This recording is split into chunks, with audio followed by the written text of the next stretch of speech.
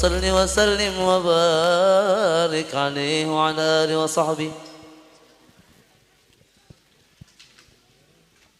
Allah Allah Allah Allah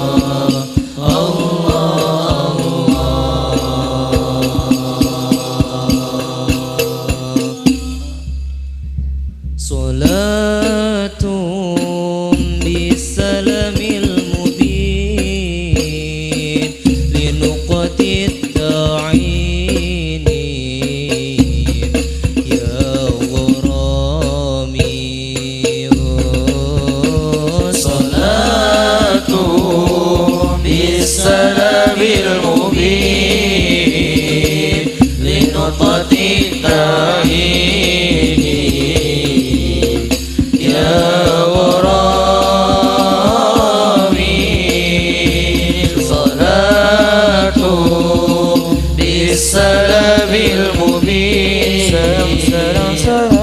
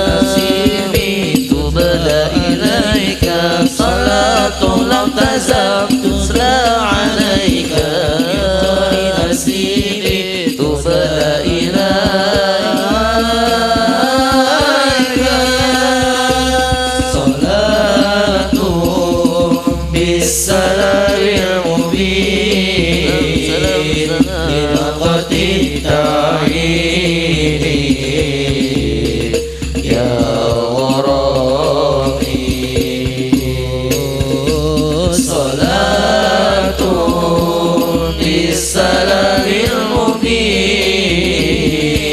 لنقطة التوحيد يا غرامي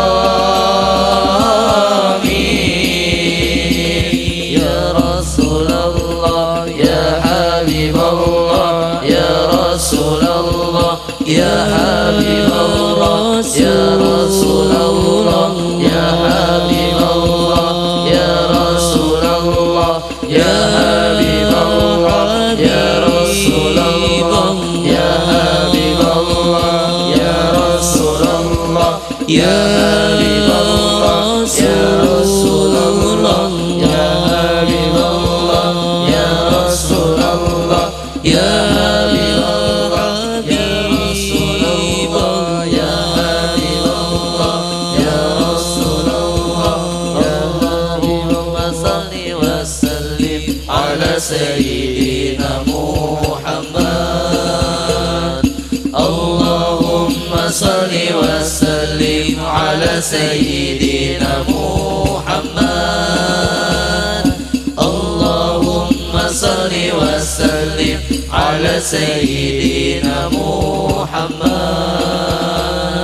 اللهم صل وسلم على سيدنا محمد ربي يا ربي يا ربي يا ربي يا ربي يا ربي يا ربي يا ربي يا ربي يا ربي يا ربي يا ربي يا ربي يا ربي يا ربي يا ربي يا ربي يا ربنا صل وسلم على نبينا من المعلم ربنا صل وسلم على نبينا من المعلم محمد والملازم محمد والملازم رب العالمين.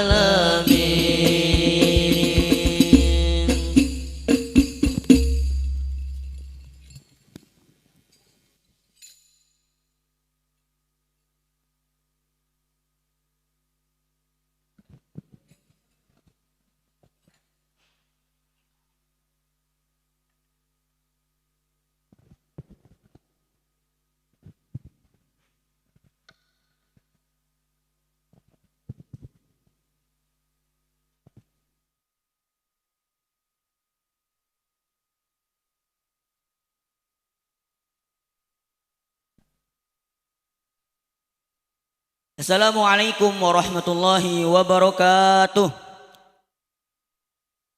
Alhamdulillah wassalatullahi wassalamuhu ala rasulillah Sayyidina Muhammad bin Abdullah wa ala alihi wa sahbihi wa mawalah amma ba'du. Yang terhormat guru kita tercinta Buya Yahya beserta keluarga yang semoga Allah Subhanahu wa taala senantiasa mencintai beliau, memperpanjang umur beliau dalam qataatan serta sehat walafiat dan mengabulkan segala hajat-hajat beliau baik hajat dunianya maupun hajat akhiratnya terutama dalam urusan dakwahnya. Amin ya rabbal alamin. Dan yang sama-sama kami muliakan kepada guru kita tercinta Abah Saif Abu Hanifah beserta keluarga yang semoga Allah Subhanahu wa taala senantiasa mencintai beliau, memperpanjang umur beliau dalam qataatan serta sehat walafiat dan mengabulkan segala hajat-hajat beliau baik hajat dunianya maupun hajat akhiratnya terutama dalam urusan dakwahnya. Amin ya rabbal alamin. Kemudian tak lupa kami sapa kepada para jamaah, para hadirin hadirat, para santri, para pendengar dan para pemirsa dimanapun Anda berada. Alhamdulillah wa syukurillah Allah Subhanahu wa taala kembali mempertemukan kita di dalam majlis-majlis yang mulia dalam program Majlis Ahad Sore yang insyaallah pada kesempatan kali ini akan mengkaji kitab Al-Hikam karangan Ibnu Athaillah As-Sakandari yang tentunya bersama guru kita tercinta Al-Muqarram Abah Saif Abu Hanifah. Namun kami ucapkan permohonan maaf yang sebesar-besarnya karena pada kesempatan kali ini guru kita tercinta Al-Muqarram Abah Saif Abu Hanifah tidak dapat hadir di tengah-tengah kita dikarenakan suatu urusan yang tidak dapat beliau wakilkan. Dan insya Allah akan digantikan oleh Asatidzah Lembaga Pengembangan Dakwah Al-Bahjah Buyut. Insya Allah Tausiah muqaddimah akan disampaikan oleh Al-Ustadz Muhammad Harun. Dengan segala hormat kami persilahkan. Allahumma sholli ala Sayyidina Muhammad. Allahumma sholli ala Sayyidina Muhammad. Uzkuru salata ala Nabi Muhammad.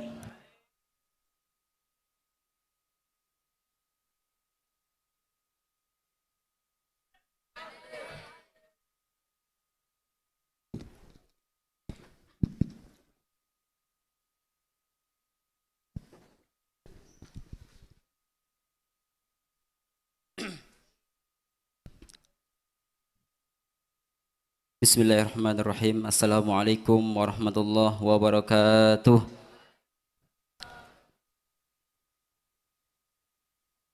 Alhamdulillah. Alhamdulillahilladzi ikhtara min ibadihi wa mayyazahum bihidayatihi wa akramahum binabiyyihi wa a'azzahum bidinihi wa sallallahu wa sallam ala nabiyil karim habibi rabbil alamin sayyidina wa maulana Muhammad sallallahu alaihi wasallam wa ala alihi wa ashabihi wa man tabi'ahum bi ihsanin ila yaumiddin. Allahumma ya rabbana a'inna ala ta'atika wa a'inna ala tarki ma'siyatika. Allahumma ya rabbana ya muhawwil al-hali wal ahwal hawwil halana ila ahsanil hal. Allahumma ya rabbana urzuqna taubata qabla al-maut wa syahadata inda al-maut wal jannata ba'da al-maut. Amma ba'd. Para hadirin, para santri, para pemirsa yang dimuliakan Allah Subhanahu wa taala. Alhamdulillah, tak henti-hentinya Allah Subhanahu wa taala masih memberikan kepada kita kesempatan untuk mendekatkan diri kepada Allah Subhanahu wa taala dengan istiqomah menghadiri majlis ilmu, yang mana majlis ilmu ini adalah termasuk taman dari taman-taman surganya Allah Subhanahu wa taala.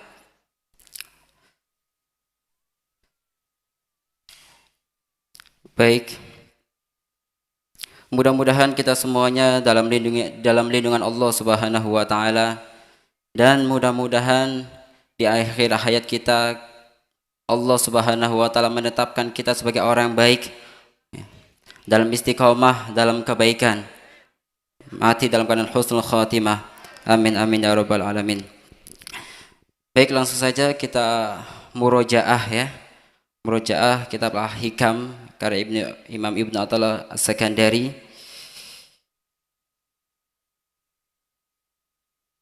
Kita murojaah apa yang telah disampaikan oleh guru kita semua Al-Mukarram Abu Saif Abu Hanifah. Kita akan baca Al-Hikam hikmah yang ke-6. Al-Hikmatus Sadisah. Qala al-musannif rahimahullahu ta'ala wa nafa'na bihi wa bi'ulumihi wa bi'ulumikum fi daraini. Amin ila anqal. Al-Hikmatus Sadisah. Hikmah yang ke-6 berbunyi, la yakun ta'akhuru amadil ata'i ma'al ilhahi fid du'a mujiban liya'sika fahuwa dumina lakal ijabah fima yakhtaruhu laka la fima takhtaru li nafsik wal fil waqti alladhi yuridu la fil waqti alladhi turidu. La yakun ta'akhuru amadil ata. Jangan sampai keterlambatan pengkabulan doa ma'al ilhahi fid doa, di saat kita bersungguh-sungguh di dalam berdoa kepada Allah, mujiban liya'sika, menjadikan dirimu berputus asa.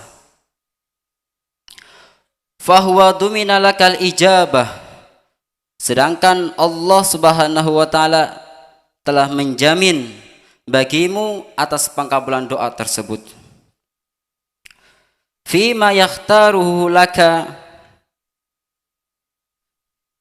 Allah akan mengabulkan doa hambanya sesuai dengan apa yang Allah inginkan. La fima takhtaru li nafsik, bukan atas apa yang kamu inginkan. Wal fil waqtil ladzi yuridu, dan di waktu yang telah Allah kehendaki. La fil waqtil ladzi turidu, bukan waktu yang kau kehendaki. Di dalam hikam yang keenam ini setidaknya kita mengambil kesimpulan bahwasanya yang pertama adalah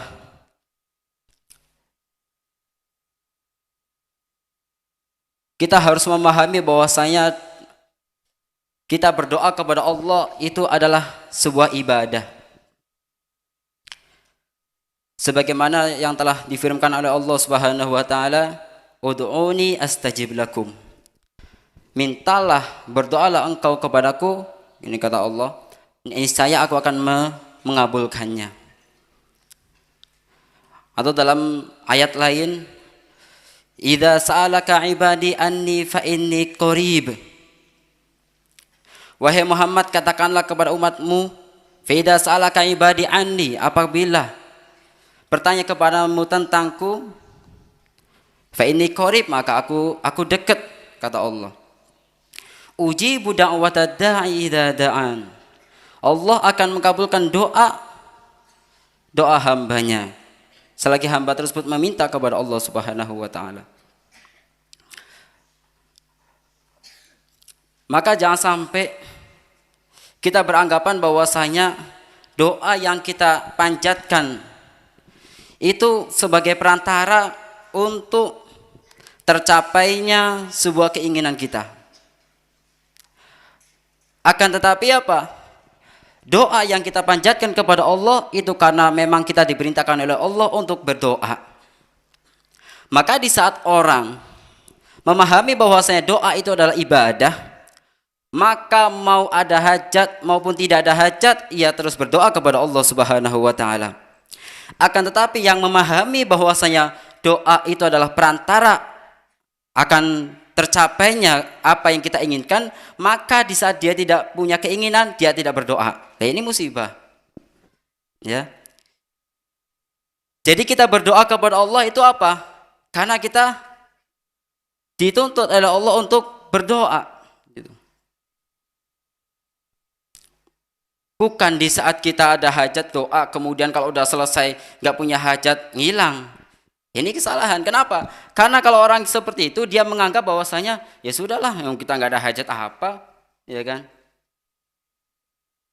Sehingga kalau orang berpemahaman seperti itu, di saat nggak punya hajat dia nggak doa. Makanya yang harus kita pahami adalah di dalam kita berdoa kepada Allah itu kita dalam doa adalah ibadah. Doa ibadah. Doa adalah sebuah ibadah. Maka kalau ibadah ya butuh nggak butuh kita harus ibadah karena kita hamba Allah yang harus kita melaksanakan apa yang telah diperintahkan oleh Allah Subhanahu wa taala.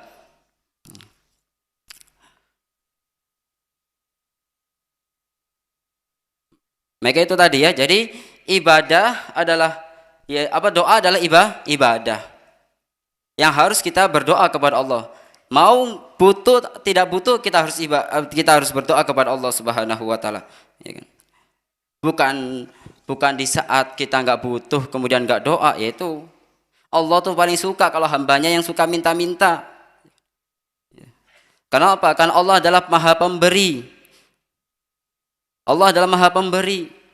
Justru kalau hambanya yang tidak pernah meminta, tidak pernah berdoa, maka Allah akan berpaling, akan marah.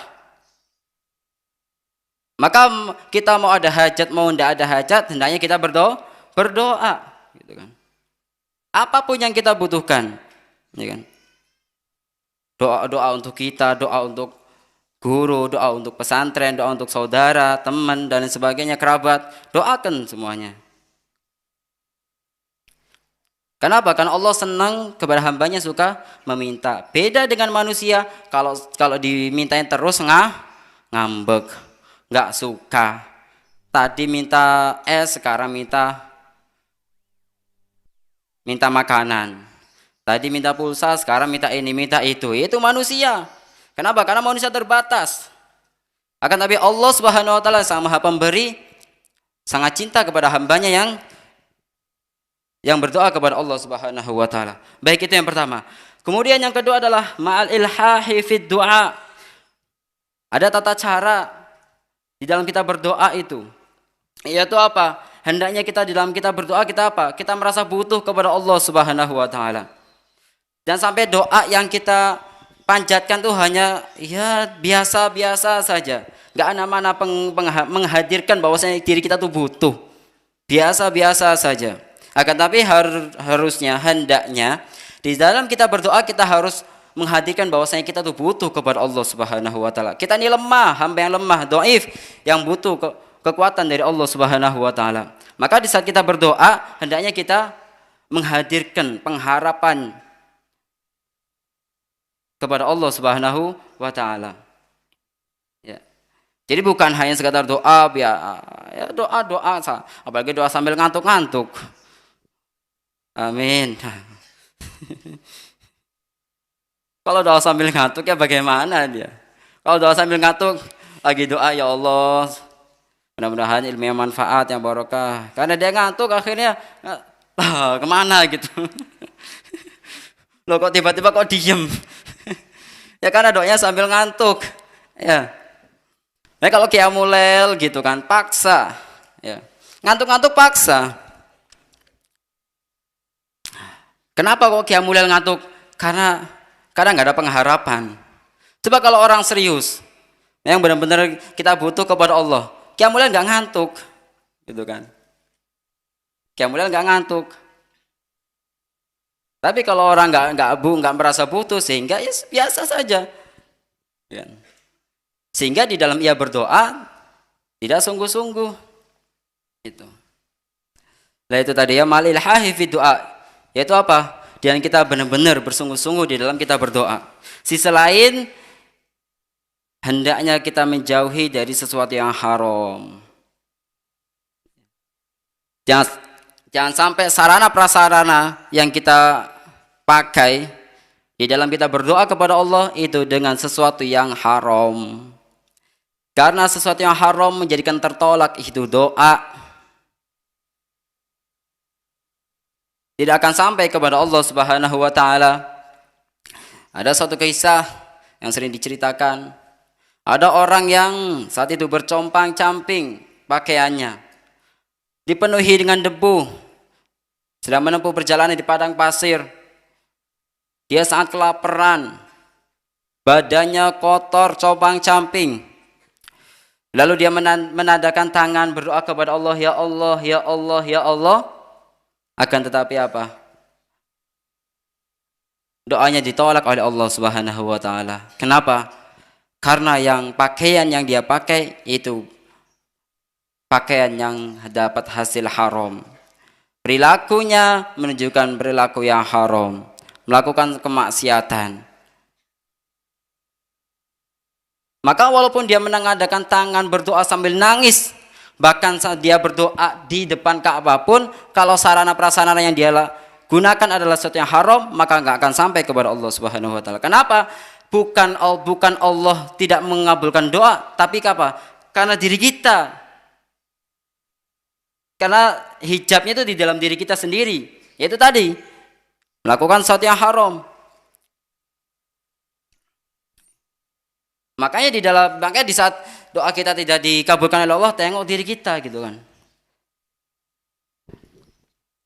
Pakaiannya seperti apa, ya kan? Dari mana pakaiannya? Ya itu. Oh, jangan sampai kita khusuzon gitu kan. Nah, makanya yang ketiga ini. Yang ketiga mengharap ya. Di sini apa tadi? Fahuwa duminalakal ijabah, ya kan? Allah telah menjamin atasmu pengkabulan doa. Maka di dalam kita berdoa hendaknya kita mengharap bahwasanya Allah akan mengkabulkan kita. Dipegang, ada yang megang.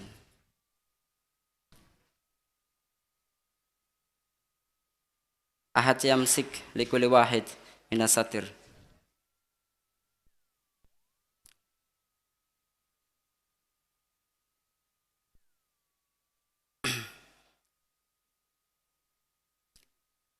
Baik, di mana tadi? Lah, menghadirkan pengharapan lebih kepada Allah Subhanahu wa taala. Jangan sampai kita seuzon kepada Allah, naudzubillah. Ya kan? Kadang kita ini terlalu apa? Kalau doa kita, ya Allah saya sudah doa ini tapi nggak pernah dikabul. Bagaimana mau kita mengharap kepada seseorang tapi kita seuzon kepada orang tersebut? Contoh, kita mengharap kepada orang tua kita agar dikasih uang. Setiap hari biasa dikasih uang 20.000. Dikasih uang 20.000. Pada hari itu dia apa? Wah, kayak si ayah nggak bakal ngasih. Loh, bagaimana? Dia mengharap sesuatu dari ayah tapi dia nggak berhusnuzon. Nah ini, ya. Maka di saat kita berdoa kepada Allah, hadirkan pengharapan bahwa Allah akan mengabulkan doa. Selagi doa kita benar, gitu kan. Jangan sampai kita suuzon, wah, ini mah kayak mustahil, nggak bakal ini mah. Nah ini dia telah suuzon kepada Allah. Kalau dia sudah suuzon, maka nggak akan dikabul oleh Allah Subhanahu wa taala. Makanya hendaknya kita mengharap bahwasanya Allah akan mengabulkan doa kita. Jangan sampai kita bersuuzon, ya. Jangan sampai kita suuzon.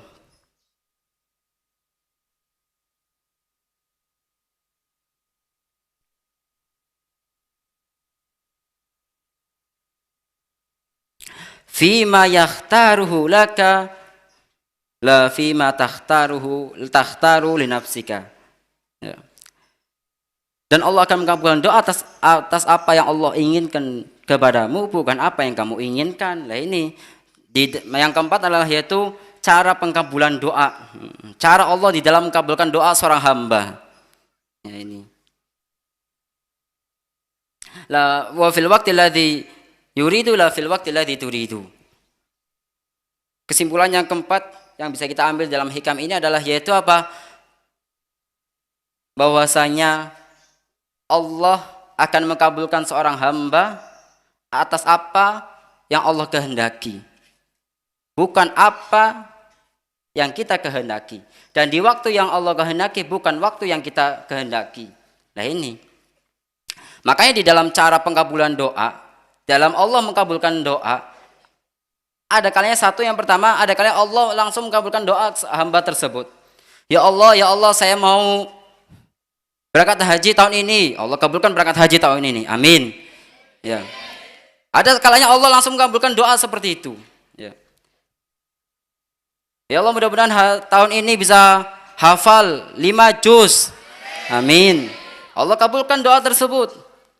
Lah ada kalanya yang pertama itu tadi, Allah mengabulkan doa seketika itu juga. Ya. Yang kedua, Allah akan mengabulkan doa sesuai keinginan hamba, namun tidak saat itu.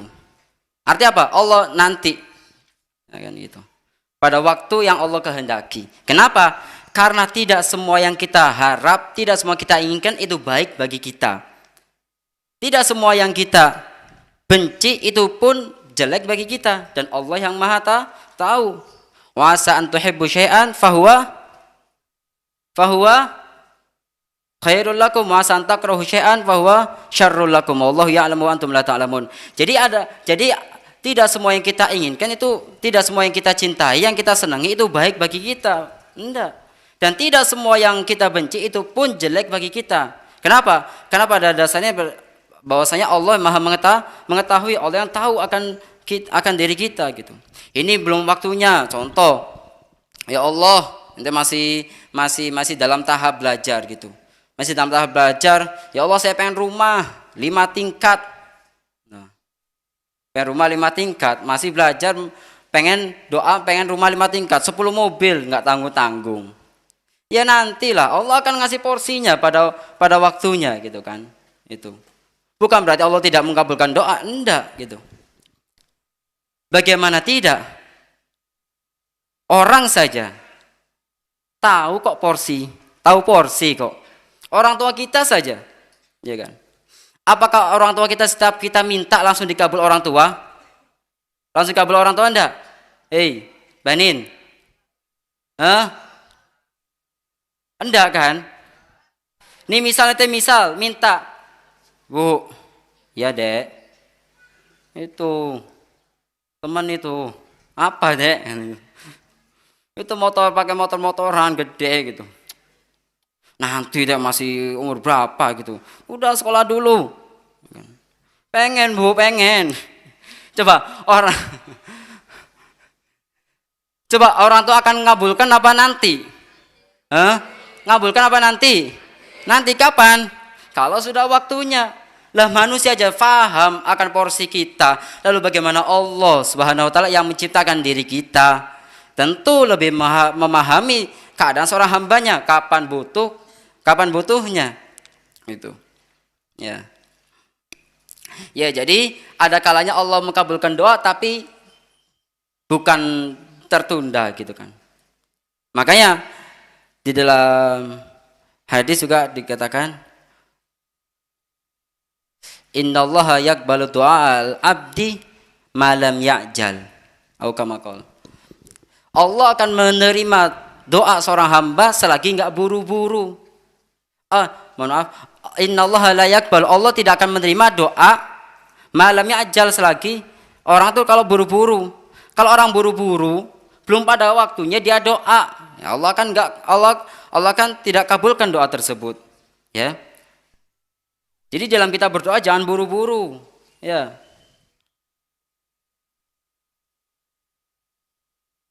Masih usia 12 tahun, pengen nikah, ya nanti. Belajar dulu kan gitu ya. Ya. Jangan buru-buru kan gitu. Ya, jadi Allah akan mengabulkan doa selagi hamba tersebut tidak buru-buru, ya. Tapi kalau orang tersebut buru-buru, ya, ngambil sesuatu bukan pada porsinya, maka Allah pun akan tidak langsung menerima doa tersebut, ya.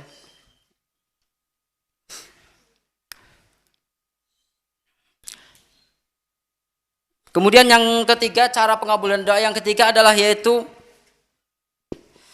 Allah akan mengabulkan doa seorang hamba ada kalanya apa? Dengan Allah memberikan apa yang hamba tersebut butuhkan. Nah ini. Contoh.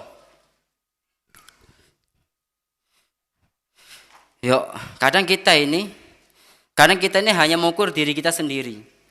Dan mengukur bahwasanya rezeki itu hanya terpaut dengan materi, uang. Ada orang yang semangat doa kepada Allah, ya Allah berikan kami rezeki yang halal, rezeki yang barokah. Ya Allah berikan kami rezeki uang yang banyak, berikanlah kami kekayaan ya Allah. Jadi orang itu biasanya apa? Menganggap rezeki Allah itu apa? Hanya terpaut dengan materi. Sedangkan rezeki Allah luas. Rezeki Allah luas, gitu kan. Bukan hanya sekedar materi uang saja, enggak, gitu kan. Rezeki Allah luas gitu. Kesehatan itu juga rezeki dari Allah. Kesemangatan di dalam ibadah itu rezeki dari Allah Subhanahu wa taala. Jadi jangan sampai beranggapan bahwasanya rezeki hanya terpatok dengan materi fulus. Ya. Jadi di saat ya Allah berikanlah sekaya kekayaan, doanya hanya kekayaan toh. Ya kan? Di saat nggak dikabul, nggak kaya-kaya, akhirnya apa? Putus asa ya ini. Hei, coba pernah nggak kita doa, ya Allah, terima kasih ya Allah, atau ya Allah berikanlah jantungku jantung yang sehat, ya kan? Dijadikan apa? Dijadikan sehat terus, gitu, nggak sakit. Ya itu. Jadi ada kalanya yaitu tadi Allah mengabulkan apa yang kita butuhkan, bukan apa yang kita mau. Wa fi ma yakhtaruhu laka la fi ma takhtaru li nafsik. Jadi Allah akan memberi apa yang kamu butuhkan, bukan apa yang kita inginkan. Ya. Contoh, dia sebetulnya nggak butuh uang, gitu. Tapi dia minta doanya, ya Allah berikan kami rezeki, ya Allah berikan kami apa? Berikan kami rezeki yang banyak, ya kan? Tanah yang banyak, gitu. Tapi Allah tidak mengabulkan apa? Anaknya lagi sakit. Anaknya lagi sakit. Disembuhkan oleh Allah. Anaknya lagi sakit, disembuhkan oleh Allah. Jadi Allah mengabulkan bukan mengabulkan doa tadi, tapi apa? Memberikan kesembuhan kepada anaknya. Lah kadang orang lupa kayak gitu. Ya. Harusnya yang dia butuhkan itu ini anaknya pada itu kan gitu. Nggak sadar bahwasanya anaknya betah di pondok, ya kan? Anaknya rajin. Itu sebab bisa jadi itu karena pengabulan doa yang dipanjatkan oleh hamba tersebut gitu. Dia minta rezeki, Allah kabulkan. Allah kabulkan, dia diberi kesehatan. Anaknya pinter, anaknya soleh, nah itu, ya. Jadi ada kalanya Allah mengkabulkan doa seorang hamba apa yang hamba tersebut butuhkan, bukan apa yang hamba inginkan. Nah itu tadi yang ketiga. Kemudian yang keempat, kalaupun tidak dikabulkan di dunia, maka doa tersebut akan menjadi tabungan nanti kelak di akhirat. Tiba-tiba nanti hamba tersebut dikagetkan. Ini ibadah hajimu, ini ibadah umrohmu. Ya Allah, saya nggak pernah haji, saya nggak pernah umroh. Iya, kamu memang nggak pernah haji, nggak pernah umroh. Tapi apa? Tapi kamu pernah waktu itu malam engkau berdoa kepada aku apa? Ya Allah, saya pengen haji, saya rindu banget haji. Tapi nggak kelakuan di dunia. Akhirnya apa? Allah beri pahala haji nanti di akhirat. Ya itu. Ya.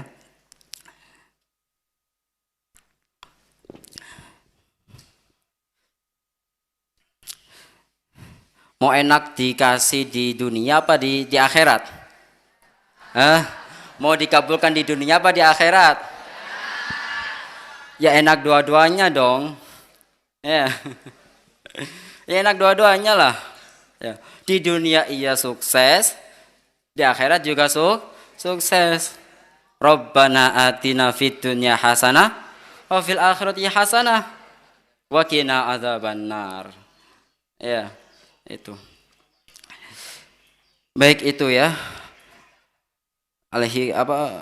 keterangan dari Al-Hikam yang ke-6 ya. Jadi pada intinya adalah yaitu harus kita fahami bahwasanya doa itu adalah ibadah, bukan doa itu hanya sekedar wasilah atau perantara untuk tercapainya sebuah keinginan. Itu salah ya. Kemudian di dalam kita berdoa hendaknya kita sungguh-sungguh dalam berdoa. Bila perlu sampai mengucurkan air mata, ya, menunjukkan bahwasanya kita tuh butuh kepada Allah Subhanahu Wa Taala. Dan di samping itu juga di saat doa tersebut belum kunjung dikabul, bukan berarti Allah tidak mengabulkan. Allah akan mengabulkan, akan tetapi Allah Maha tahu keadaan kita. Allah kabulkan di lain waktu, atau mungkin nanti menjadi tabungan nanti di akhirat kelak. Ya, gitu. Baik itu saja yang bisa kami sampaikan. Mudah-mudahan kita diberikan ilmu yang manfaat oleh Allah Subhanahu wa taala, ilmu yang barokah ya, barokah di dunia dan di akhirat. Wallahu a'lam bis-shawab. Assalamualaikum warahmatullahi wabarakatuh.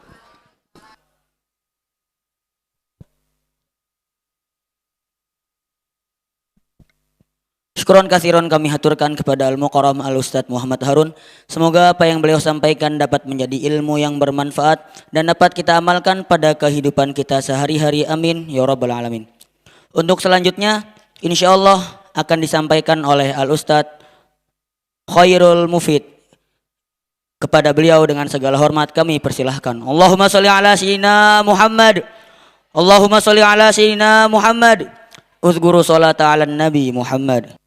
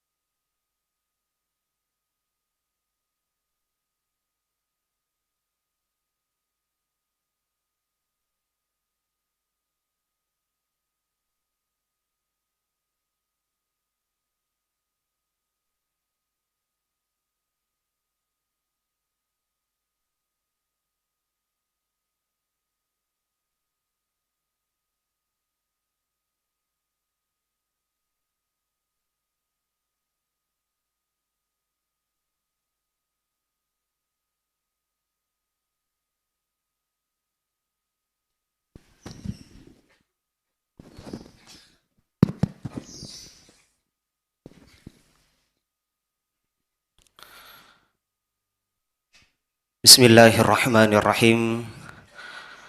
Assalamualaikum warahmatullahi wabarakatuh.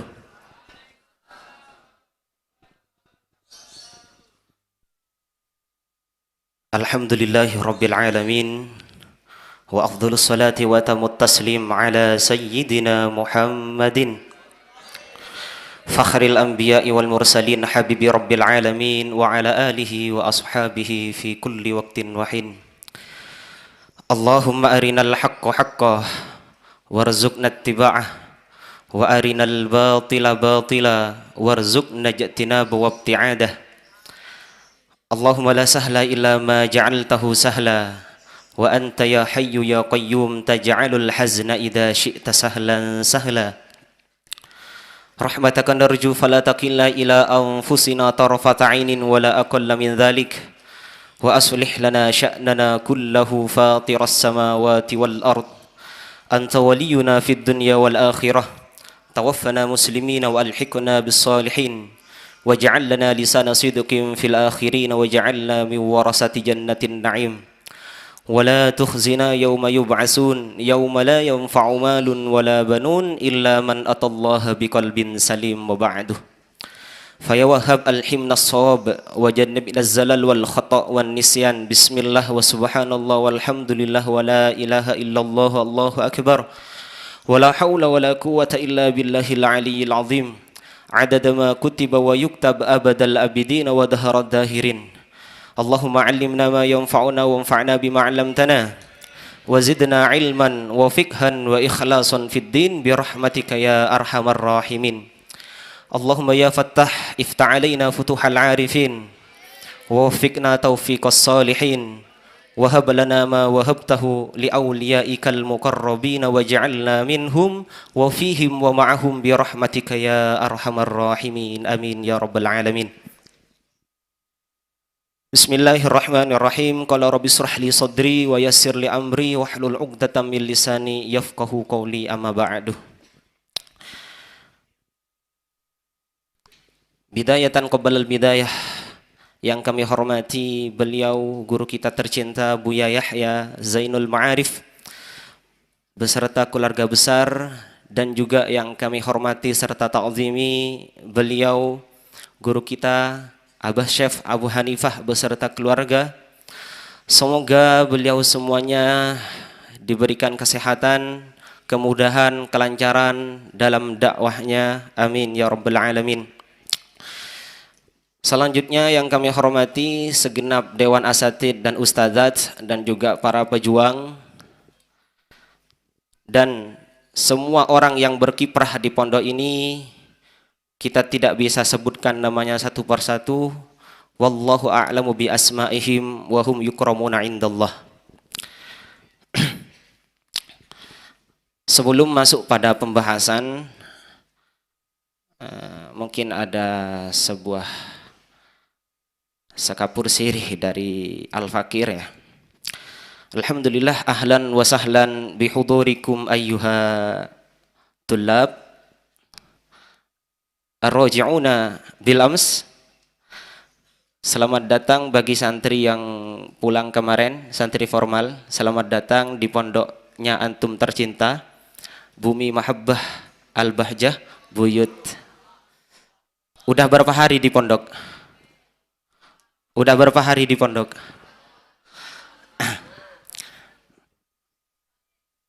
Orang itu memang butuh refresh ya, memang butuh pulang. Kalau orang mondok itu pulang, tapi pulangnya jangan lama-lama.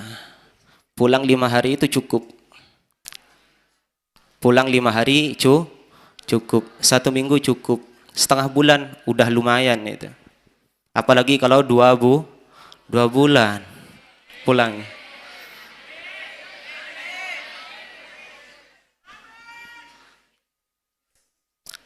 Jadi kalau refresh itu jangan lama-lama, kalau pulang itu jangan lama-lama. Sebentar aja, 5 hari cukup. Karena orang pulang, orang mondok pulang ke rumah itu halayaknya orang yang berziarah. Jadi yang menjadi rumah utama sebenarnya itu pondok sekarang antum itu. Dalam masa pembelajaran itu yang menjadi rumah utamanya antum itu adalah majlisul ta'lim ya, pondok. Itu menjadi rumah utama. Jadi kalau pulang itu jangan lama-lama. Halayaknya orang yang berziarah. Orang berziarah itu jangan lama-lama. Biar apa? Biar ketika berziarah lagi dia akan menemukan rasa baru lagi. Paham? Paham? Selaras dengan apa yang dikatakan oleh ulama, zurghibban tazid hubban, kan gitu. Zurghibban tazid hubban. Berkunjunglah engkau jarang-jarang, tazid hubban, maka akan bertambah sebuah kecintaan. Jadi kalau lama-lama kita berkunjung, mumet sendiri, kok sering-sering banget dia ke sini kan gitu. Jadi kalau jarang-jarang berkunjung, 1 bulan 1 kali, ada rasa baru di sana. Rasanya tetap baru. Sama seperti orang mondok, kalau pulang itu jangan lama-lama. Biar kalau pulang lagi itu rasanya tetap baru. Jadi lebih betahlah di pondok. Baik, antum akan sekarang itu akan menghadapi semester baru, semester genap ya. Untuk santri formal. Dan harapan dari kami itu kalian juga mempunyai semangat baru. Juga harus mempunyai semangat baru. Orang mondok itu saya bilang nggak ada yang betah. Saya 6 tahun mondok itu nggak pernah betah. Tapi dari ketidakbetahan saya itu membuat saya itu belajar. Tapi ketidakbetahan saya itu membuat saya belajar. Karena saya nggak pernah betah di pondok. Kalau saya nggak betah di pondok itu apa? Mikirin rumah terus, mikirin orang tua. Jadi kita itu seakan-akan punya salah sama orang tua seandainya kita itu tidak belajar di pondok. Hati-hati antum soalnya santri. Santri semuanya antum dikirim sama orang tuanya, malah uang yang dipakai itu enggak digunakan untuk belajar. Maksudnya antum cuman tiduran aja di pondoknya. Kegiatan enggak ikut, jamaah enggak ikut. Hati-hati, itu perbuatan yang kurang baik, dosa antum ke orang tuanya. Setidaknya antum itu harus ada usaha dalam masa pembelajaran, kan gitu.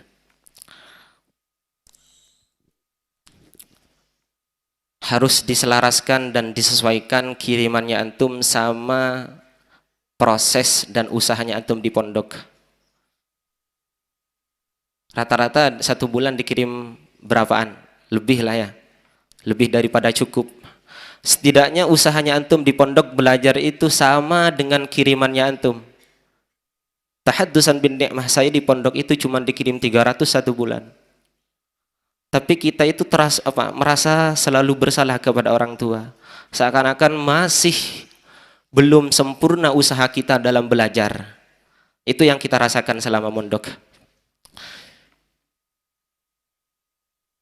Faham ya? Faham? Jadi marilah kita menghadapi semester baru ini dengan semangat baru, gembor lagi, gaspol hafalannya, gaspol jamaahnya, murojaahnya dan sebagainya. Sesuaikan dengan nilai atau nominal kiriman yang antum terima dari orang tuanya. Setidaknya gitu. Kalau saya sendiri itu merasa bersalah sama orang tua. Gitu. Untuk beberapa hari ini saya itu kurang berkumpul-kumpul sama anak-anak, soalnya masih radang, masih sakit. Semoga diberi kesembuhan. Baik, kita langsung pada pembacaan kitab. Kitab yang saya bawa ini kitab Ihya Ulumuddin, tapi mukhtasornya ya. Kitab Ihya itu dikarang oleh siapa? Imam Ghazali, Mujaddidul Islam.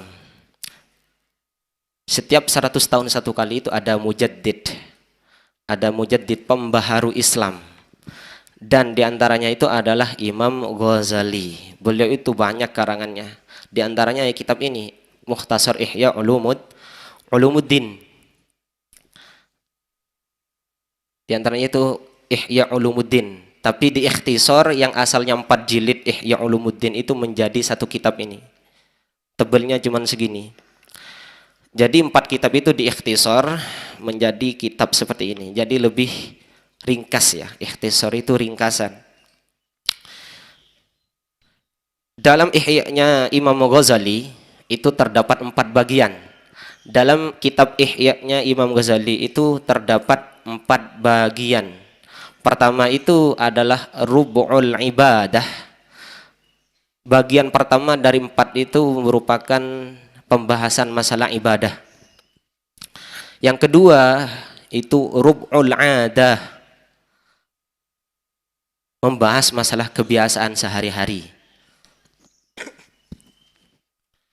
Terus yang nomor 3 itu membahas masalah Rub'ul Muhlikat, membahas masalah hal-hal yang merusak.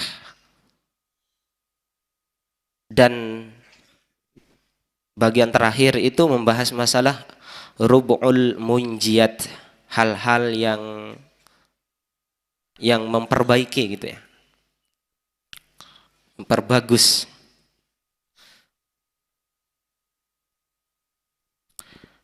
Baik, kita beralih pada pembacaan kitab Ihya Ulumuddin.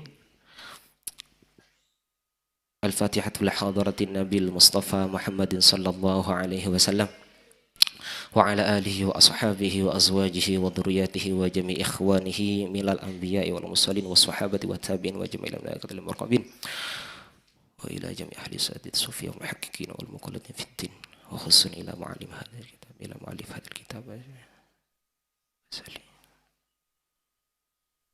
ala anna Allah yaghfir lahum wa yu'li darajatihim fil jannah wa yanfa'na bi asrarihim wa 'ulumihim fid din wad dunya wal akhirah. Al-Fatihah. A'udzu billahi minasyaitonir rajim. Bismillahirrahmanirrahim. Alhamdulillahi rabbil alamin.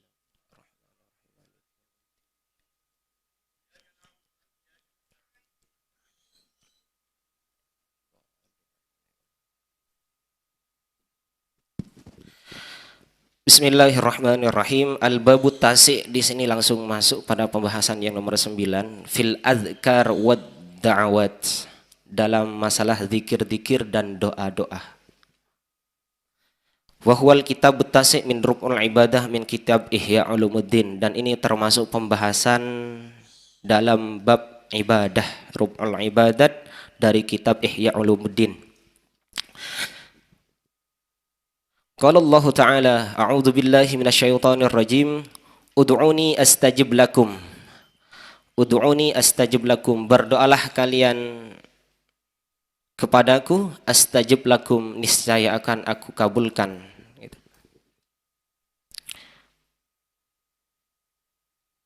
Semua doa sebenarnya seandainya antum berdoa itu semuanya itu didengar oleh Allah dan semuanya dikabul. Tapi pengkabulannya itu berbeda-beda. Berbeda-beda.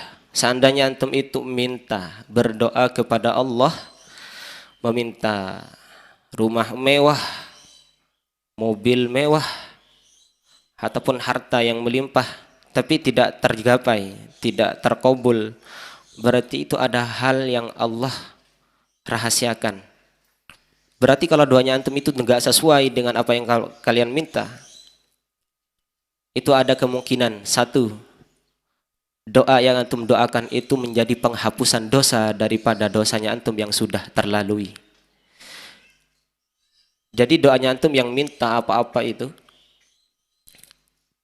kalau nggak dikabul sesuai dengan doanya, itu berarti kemungkinannya menjadi penghapusan dosa dari dosa-dosa yang engkau sudah lalui.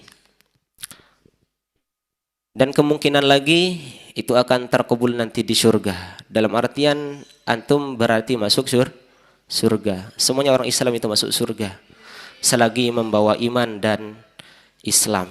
Semoga husnul khatimah semuanya.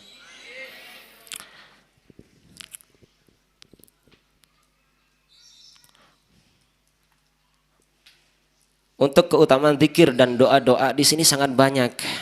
Apalagi zikir-zikir setelah sholat. Apalagi zikir setelah jangan sampai meninggalkan zikir setelah sholat. Man tarakal wirdah fahuwa kirdun, katanya gitu. Jadi jangan pernah meninggalkan zikir setelah sholat. Usahakan zikir. Fa idza qadaitumus shalatah fadhkurullaha qiyaman wa qu'udan wa 'ala junubikum. Setidaknya kalian itu kalau setelah selesai sholat, kalian itu berzikir baik dalam keadaan duduk atau berdiri. Jadi dalam Islam itu dipermudah semuanya. Intinya jangan sampai ditinggalkan aja. Kewajibannya jangan ditinggalkan, kesuhanannya jangan dilalaikan. Sebisanya kerjakan. Seperti zikir setelah sholat, zikir yang sudah warid daripada Rasulullah itu yang lebih baik. Setidaknya jangan tinggalkan zikir setelah sholat. Wa qadaitumus shalatah fadhkurullaha qiyaman wa qu'udan wa 'ala junubikum. Setidaknya kalian itu kalau setelah menyelesaikan sholat, melaksanakan sholat, berzikirlah kepada Allah qiyaman wa qu'udan, baik dalam keadaan berdiri atau duduk.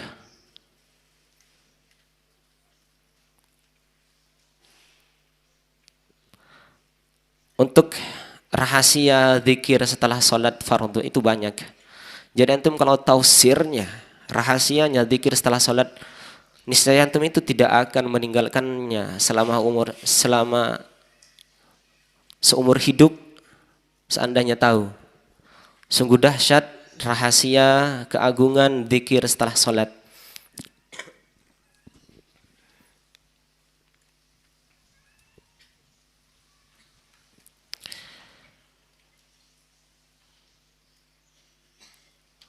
Kemudian di antara fadilahnya zikir itu, waqala alaihi salatu wassalam, disebutkan dalam sebuah hadis, zakirullahi fil ghafilin kal hayy bainal amwat. Kal hayy bainal amwat. Zakirullah fil ghafilin kal hayy bainal amwat. Orang yang berzikir kepada Allah fil ghafilin, di antara orang-orang yang lupa. Kal hayy bainal amwat, seperti halnya orang yang hidup sendirian, bainal amwat, di antara orang-orang yang sudah meninggal. Perbandingannya dalam artian di sini, yang zakirullah itu seperti hayy, orang yang berzikir kepada Allah itu halnya orang hidup. Adapun orang yang ghafilullah, yang lupa berzikir kepada Allah, itu halnya orang meninggal. Ya beda antara orang mati sama meninggal. Maksudnya hayy di sini apa? Yang dimaksud hayy di sini itu adalah hati. Semuanya ini sebenarnya hamba-hamba Allah yang masih diberi kesempatan untuk berzikir tapi dia lupa. Jadi ada yang lupa, ada yang ingat. Jadi kalau yang ingat itu seperti halnya orang hidup, dan orang yang lupa berzikir itu halnya orang mati. Jadi itu sebenarnya mati tanpa kerasa. Yaitu di saat kita lupa berzikir. Ayo, siapa yang pernah lupa berzikir? Insyaallah soleh semua ya. Solehah semua ya. Itu diantara fadilahnya berzikir. Disebutkan dalam hadis lain juga, dzakirullah fil ghafilin kasyajaratin hadra fi wasatil hashim. Orang yang berzikir kepada Allah itu seperti halnya pepohonan yang hijau, yang mana pepohonan itu tumbuh di padang pasir, bukan padang pasirnya. Hashim itu ya kering, bukan padang pasir. Beda lagi kalau padang pasir. Intinya tanah tandus gitu ya, kering, Hashim. Kalau di catatan kakinya al-Hashim al-yabisil mutakassir minan nabat, adalah sebuah tempat yang kering dan tidak ada pepohonan, tumbuh-tumbuhan sama sekali. Ya kayak di Mesir itulah. Jadi di sana itu memang gak ada tumbuh-tumbuhan sama sekali, tapi ada satu pohon yang hidup, malah hidupnya itu menghijau. Di padang pasir contohnya. Maka itu seperti halnya orang yang berzikir di antara orang-orang yang lupa berzikir.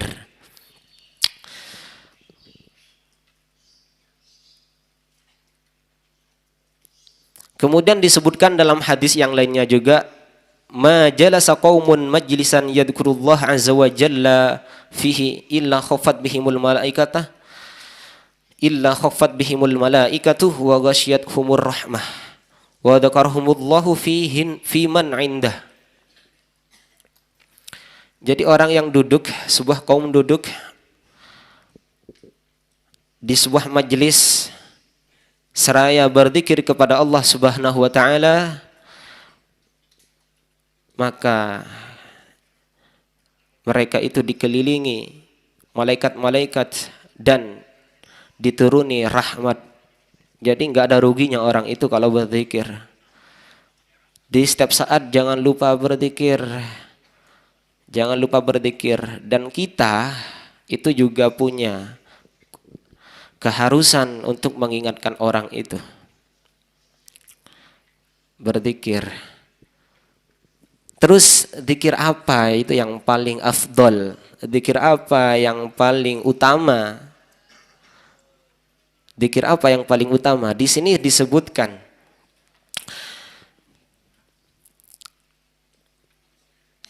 wa qala sallallahu alaihi wasallam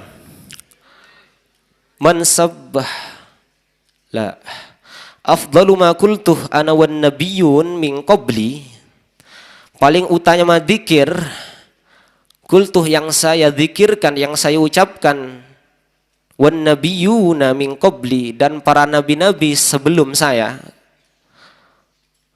apa? La ilaha illallah wahdahu la syarikalah.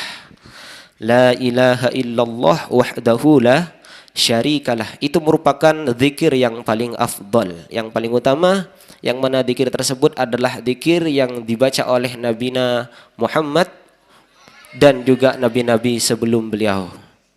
Afdalu ma qultuh ana wan nabiyyuna min qabli la ilaha illallah wahdahu la syarikalah.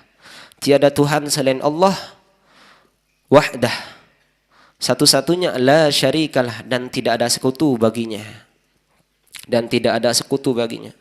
Wa qala Nabi sallallahu alaihi wasallam, man sabbaha dubura kulli salatin salasan wa salasin wa hamida salasan wa salasin wa qabbara salasan wa salasin wa khatamal mi'atah bila ilaha illallah wahdahu la syarikalah lahul mulku wa lahul hamdu yuhyi wa yumitu wa huwa ala kulli syai'in qadir Ghufirat dunubuhu walau kanat mislah zabadil bahri.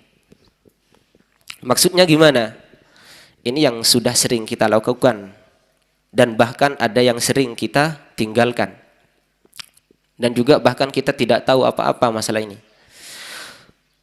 Antum zikir setelah sholat itu sebenarnya zikir yang sudah warid, sudah turun daripada Rasulullah Sallallahu Alaihi Wasallam. Jadi jangan sampai meninggalkan wirid setelah sholat. Kalau bisa nggak bisa berzikir pas duduk berdiri nggak apa-apa, jalan nggak apa-apa. Intinya berzikir. Jangan sampai meninggalkan zikir atau wirid setelah sholat. Rasulullah di sini bersabda, barang siapa yang bertasbih dubura kulli salatin, di setiap akhir salat, kulli duburi salatin, di setiap akhir daripada salat, apa yang dia tasbihkan? Salasan wa salasin, sebanyak 33 kali. Jadi dia itu bertasbih sebanyak 33 kali setelah selesai salat. Pernah baca? Sering ya. Paling tidak 5 kali gitu satu hari kan. Jadi pertama itu adalah bertasbih sebanyak 33 kali yang biasanya antum baca setelah sholat. Itu warid daripada Rasulullah. Terus yang kedua, wa hamidah salasan wa salasin, dan memuji, membaca hamdalah sebanyak 33 kali. Jadi pertama itu membaca tasbih subhanallah sebanyak 33 kali. Yang kedua itu adalah bertahmid, membaca tahmid sebanyak 33 kali. Dua. Udah berapa? 33 tambah 33? 66 ya. Kemudian yang nomor 3, wa kabbarah salasan wa salasin, dan bertakbir sebanyak 33 kali juga. Tasbih, tahmid, takbir nomor 3 sebanyak 33 kali juga. Berarti 33 kali 3 berarti 99. Wa khatamal mi'atah, dan disempurnakan dalam jumlah 100. Bila ilaha illallah wahdahu la syarikalah, lahul mulku wa lahul hamdu, yuhyi wa yumitu wa huwa ala kulli syai'in qadir. Dan 100-nya, tadi kan 99, tasbih 33, tahmid 33, takbir 33. 100-nya semuanya itu kan 99. Disempurnakan 100-nya dengan pembacaan la ilaha illallah wahdahu la syarikalah, lahul mulku wa lahul hamdu, yuhyi wa yumit wa huwa ala kulli syai'in qadir. Jadi yang enggak ada di sini, yang di wahdahu bila ilaha illallah wahdahu la syarikalah, ini lahul. Oh, ini yang ada. Ada sebagian riwayat itu mengatakan la ilaha illallah wahdahu la syarikalah, lahul mulku wa huwa ala kulli syai'in qadir. Lahul mulku wa lahul hamdu wa huwa ala kulli syai'in qadir. Ya, jadi yang dihilangkan itu yuhyi wa yumitnya. Ada sebagian riwayat gitu. Tapi di sini lengkap ya. Jadi yang nomor 100-nya itu disempurnakan dengan pembacaan bila ilaha illallah wahdahu la syarikalah, lahul mulku wa lahul hamdu wa huwa ala lahul hamdu yuhyi wa yumit wa huwa ala kulli syai'in qadir gitu. Terus apa faidah daripada orang yang membaca zikir setelah salat yang itu, yang sudah warid daripada Rasulullah? Yang tasbih 33, tahmid 33, takbir 33, kemudian ditutup dan disempurnakan dalam jumlah 100 dengan lafaz la ilaha illallah wahdahu la syarikalah, lahul mulku lahul hamdu wa huwa ala kulli syai'in qadir, kecuali dia itu diampuni segala dosanya walau kanat mislah zabadil bahri. Walau kanat mislah zabadil bahri, walaupun dosanya itu sebanyak buih-buih laut. Tahu buih-buih laut antum? Siapa yang bisa ngitung buih-buih yang ada di laut itu? Enggak ada. Berarti enggak terhitung dosanya. Sebanyak dosa itu bisa terhapuskan dengan pembacaan zikir yang tadi. Itu di antara rahasia pertama, masih banyak rahasianya. Jadi rugi antum kalau nggak berzikir setelah sholat. Memang antum nggak kemana-mana setelah sholat duduk, tapi ngelamun, ngelamun sama aja nggak baca.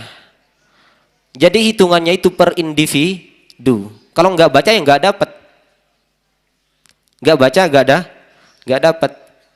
Jadi hitung. Cara ngitung kalau nggak punya tasbih pakai tangan, pakai tangan. Satu tangan berapa jari? Berapa jari? 6. Oh 5. Ada yang 6? Ada ya. Tapi yang biasa kan 5. 5 jari ini dalam satu jarinya ada berapa baris? Ada 3. Jempol 3. Ini 3, 3, 3, 3. Berarti 3 kali 5 berapa? 15. Berarti putaran pertama 1, 2, 3 sampai ke sini itu 15 tasbih. Kemudian dibalik lagi dengan menghitung dari sini lagi itu sampai sini 15 lah lagi. Berarti 15 tambah 15 30. Tinggal nambah 3 dikiran lagi dari sini lagi sampai sini. Baru jumlahnya 33. Itu kalau nggak punya tasbih. Kenapa kok pakai jari, Tad? Kenapa kok pakai jari? Karena ini nanti yang akan menjadi saksi. Itu sebenarnya yang dicontohkan daripada ulama-ulama ya. Antum sebenarnya gimana aja terserah kalian, hitungnya itu terserah. Intinya ini ya. Semuanya ini yang ada di sini ini, yang 33 itu nggak boleh kurang dan nggak boleh lebih. Itu sudah pas 33. Gak ada tawar-menawar. Kalau negonya gratis, tapi gak di ACC, tetap 33. Jadi jangan main-main kalau antum setelah sholat itu dikir. Kalau dikir beneran dikir gitu, jangan ngelamun. Apa sih yang dipikir?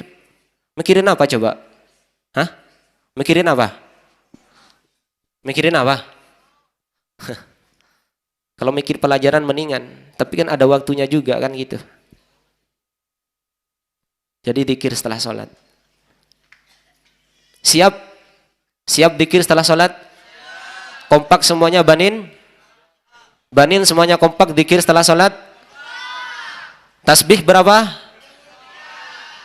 Tahmid berapa? Takbir berapa? Ditutup dengan?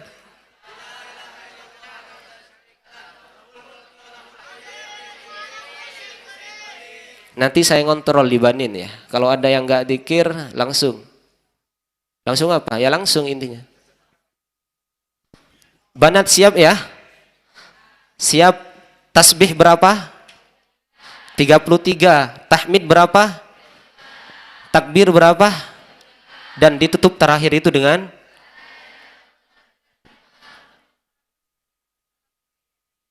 ahsantum. Nah, ya. Ahsantun. Dan yang 33 itu nggak boleh kurang. Jadi pas itu 100 nggak boleh. Kalau nego gratis tapi nggak di ACC sama saya. Maksudnya tetap itu ya. Kalau ingin mendapatkan rahasianya dzikir itu harus ngepas 100 itu, nggak boleh kurang, nggak boleh lebih. Jadi harus hitung pakai jari kalau nggak punya tasbih.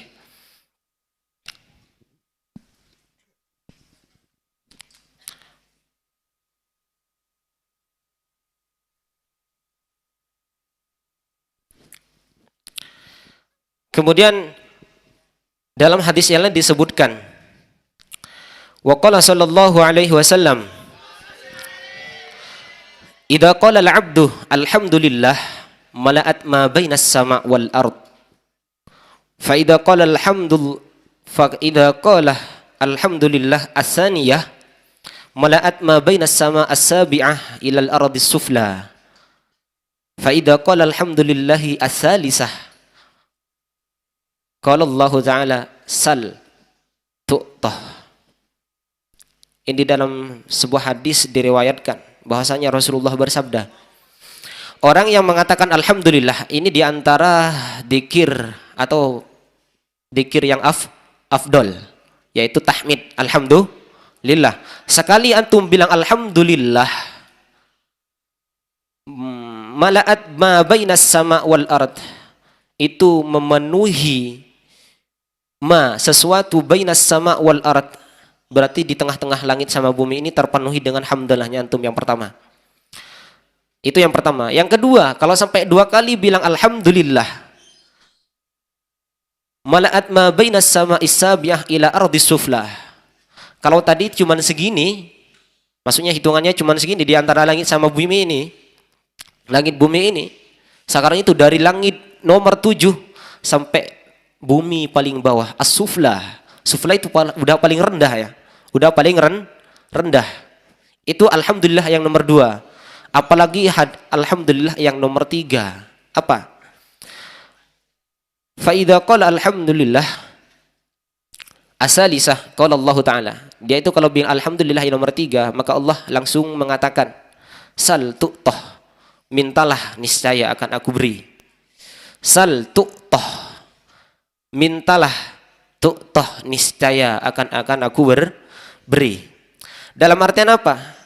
Kita itu sebenarnya setiap harinya itu menerima nikmat yang sangat besar, dahsyat, banyak yang enggak terhitung. Seandainya semua lautan itu dijadikan tinta dan pepohonan dijadikan pena, semuanya tidak akan bisa menulis, masih kurang.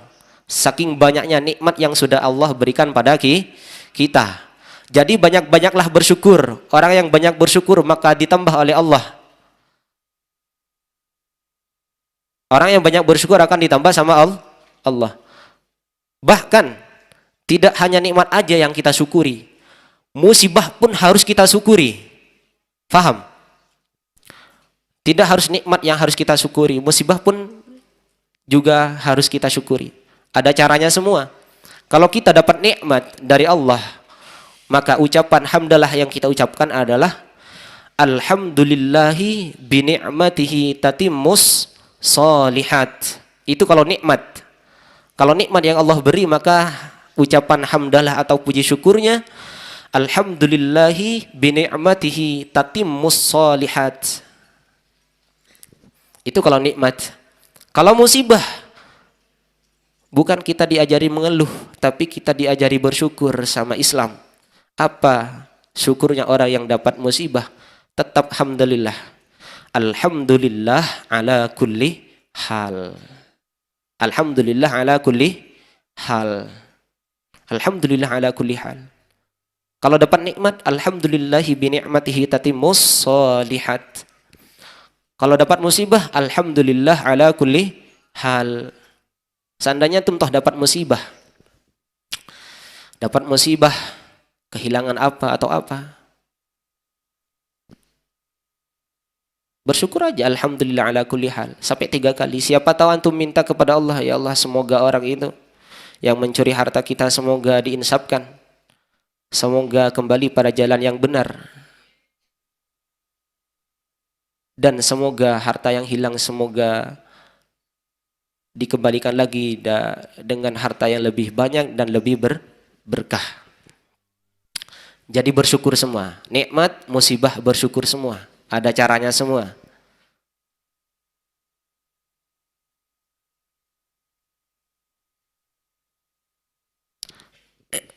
Jadi berdoa, berzikir, berdoa. Dan untuk berdoa sendiri itu ada adabnya. Ada adabnya. Gimana adabnya orang berdoa kepada Allah Subhanahu wa taala? Gimana adabnya orang yang berdoa kepada Allah Subhanahu wa taala? Falyatarsid al-awqat asy-syarifah. Maka dia itu akan harus menunggu waktu yang mulia.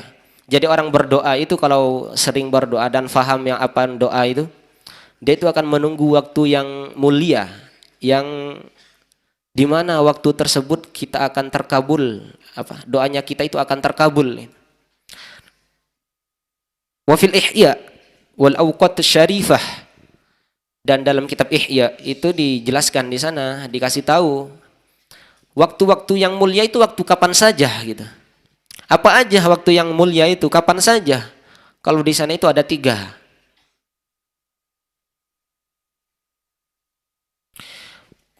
Pertama, Yaumu Arafah. Ada 4 ya. Ada 4. Yaumu Arafah. Hari Arafah. Tahu hari Arafah? Tahu hari Arafah? Hah? Tahu hari Arafah? Kapan hari Arafah? Tanggal 9 Dzulhijjah.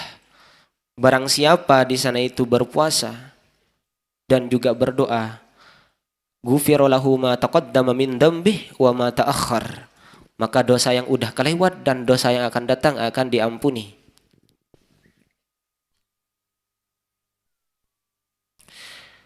Kemudian waktu yang berdoa itu adalah Ramadan. Kalau yang tadi itu cuma 1 hari, yaitu pada hari Arafah. Kalau di sini Ramadan itu 1 bulan. Itu adalah waktu istijabah. Waktu ijabah. Waktu yang mulia, al-uqatus syarifah. Kemudian yang bertiga, Yaumul Jum'ah. Yaumul Jum'ah. Hari Jumat.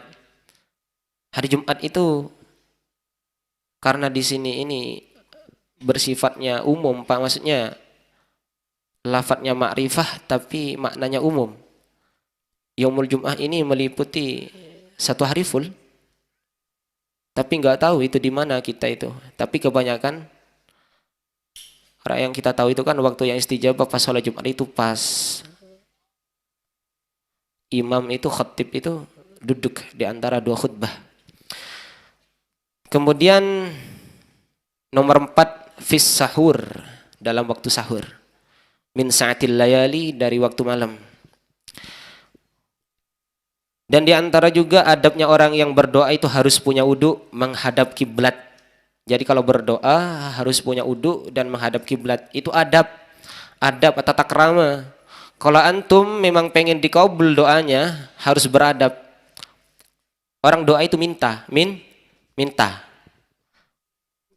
kepada Allah. Orang minta itu harus beradab biar cepat dikasih. Sama halnya orang minta ke orang tuanya, anak minta ke orang tuanya. Kalau nggak beradab minta ke orang tuanya, dikasih. Paling dikasih tamparan antum nanti. Dikasih juga, tapi bukan dikasih uang. Kalau minta uang, malah dimarahin nanti. Jadi harus punya adab. Wa yakun bi khafdis sautih, dan harus mengecilkan suara, nggak boleh teriak-teriak ya. Halu khafdus saut, yang adem aja suaranya gitu. Kemudian wat tadarru, dan juga merendah hati. Jangan sombong, ujub apalagi. Harus rendah hati, seakan-akan dia itu paling lemah. Muqinan bil ijabati mulahhan fih, dan harus dalam keadaan yakin bahwasanya doanya itu akan diistijabah.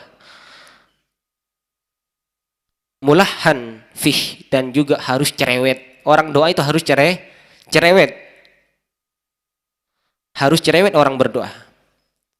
Jadi kalau enggak dikasih sekarang, besok minta lagi. Kalau enggak dikasih sekarang, besok minta lagi. Kalau orang itu cuma minta 1 kali, ya sama halnya orang anak-anak itu yang masih kecil itu minta es krim ke orang tuanya. Ma, beli es krim, ma. Nggak dibeliin itu pastinya. Minta lagi, mah es krim mah. 2 kali, 3 kali, mah es krim dong. Maka kalau udah cerewet kayak gitu, ibunya itu pasti merasa kasihan dan akan dibeliin es krim. Sama orang berdoa harus cerewet, harus cerewet. Jadi itu adab ya, harus punya wudu. Pertama itu harus mengetahui waktu yang mulia. Kedua itu harus punya wudu dan menghadap kiblat. Yang ketiga itu khafdus saut, jangan keras-keras, pelan aja suaranya. Wat tadarru, dan merendah hati. Muqinan bil ijabah, dalam keadaan yakin bahwasanya doanya akan diistijabah. Dan terakhir itu harus cerewet, minta lagi dan minta lagi. Dan terakhir itu wa yaftahud du'a bi dzikrillah ta'ala wa bis salati ala rasulillah. Doa itu kalau biar cepat teristijabah, pertama harus dimulai dengan hamdalah dan salawat, dan harus ditutup dengannya juga, yaitu dengan hamdalah dan salawat. Mungkin itu cukup sekian daripada kita. dari Al-Fakir. Jika ada kekurangan minta maaf. Kalau ada kelebihan itu murni dari Allah Subhanahu wa taala. Kalau ada kekurangan itu murni dari kesalahan Al-Fakir sendiri. Tayyib, asa ayakun hadzal liqa wa hadzal ta'lim manfaatan wa barakatan wa aqulu fil akhir wa qad tamah ma rumna milal maqsud fa'dar hadis as-sinniya dal jud. Cukup sekian daripada saya.